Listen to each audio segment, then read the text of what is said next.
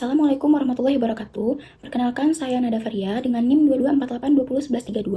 Di sini saya akan menjelaskan materi terkait perkuliahan nutraseutikal untuk memenuhi tugas dengan Bapak Hari Ade Saputra MSI. Yang pertama itu adalah pengantar nutraseutikal. Nutraseutikal adalah istilah gabungan dari nutrisi dan farmasetikal yang merujuk pada makanan atau bagian dari makanan yang memberikan manfaat medis atau kesehatan, termasuk dalam pencegahan dan pengobatan penyakit. Istilah ini pertama kali diperkenalkan oleh Dr. Stephen De Vries pada tahun 1980-an.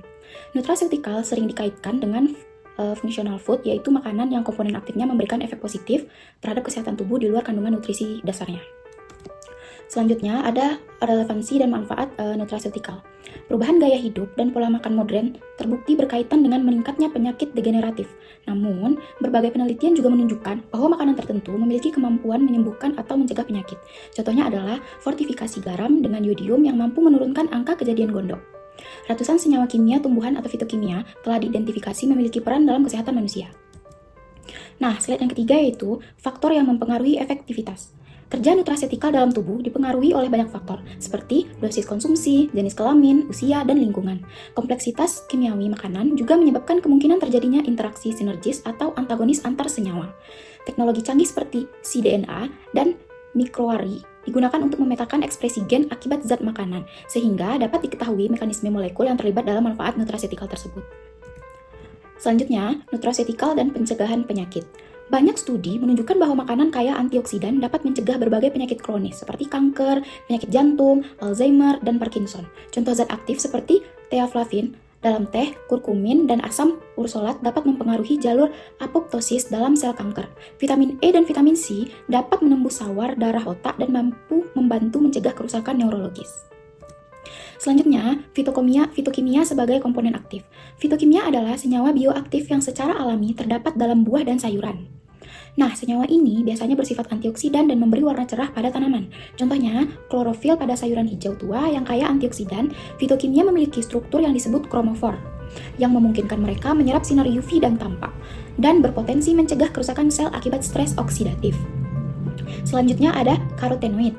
Karotenoid itu adalah kelompok pigmen alami yang memberi warna kuning, jingga, dan merah pada makanan. Beta-karoten dan alpha-karoten merupakan prekursor vitamin A yang penting untuk kesehatan mata dan sistem kekebalan tubuh.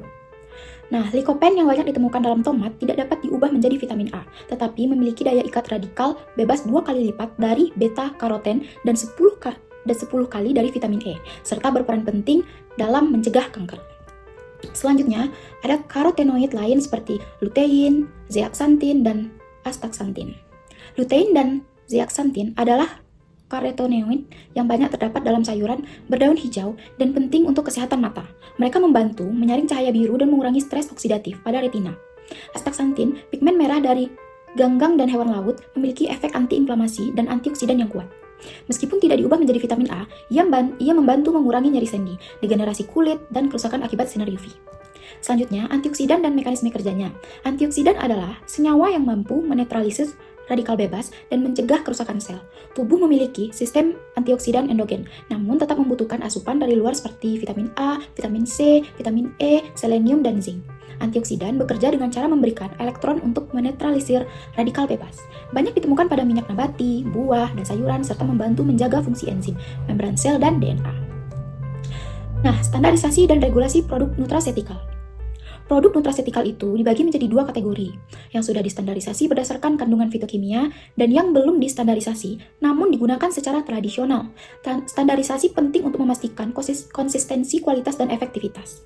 Namun, integrasi produk tradisional ke dalam sistem global masih menghadapi tantangan dalam klasifikasi fitokimia dan metode analitik yang diperlukan. Kerusakan pangan dan pengawetan. Bahan pangan mudah mengalami kerusakan jika tidak disimpan dengan baik. Faktor-faktor penyebab meliputi pertumbuhan mikroba, aktivitas enzim, serangga, kandungan air, oksigen, suhu, cahaya, dan waktu penyimpanan.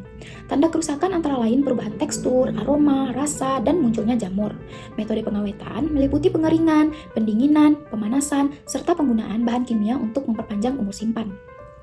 Sekian materi yang dapat saya jelaskan. Saya tutup dengan Assalamualaikum warahmatullahi wabarakatuh. Dadah!